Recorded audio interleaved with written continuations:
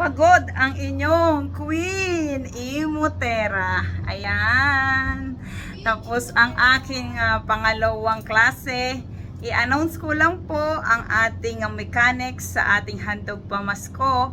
Lahat po ng makikita nyo na lumabas ang ating corona, yan po ay bibilangin nyo at yan po ang inyong entry para sa ating handog pamasko. Diba? Handog pamasko ni Queen Imutera. Ang tanong ay ilang beses lumabas ang corona ni Queen Imutera.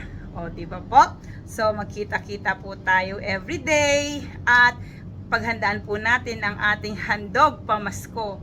Yan po ay blessing galing po kay Lord at sinishare ko lang po sa aking mga masusugid na followers at masusugid na walang sawang namamahagi o nagpapakalat ng aking bahay sa araw-araw na aking ginagawa at ako'y inyong sinasamahan. Maraming salamat po.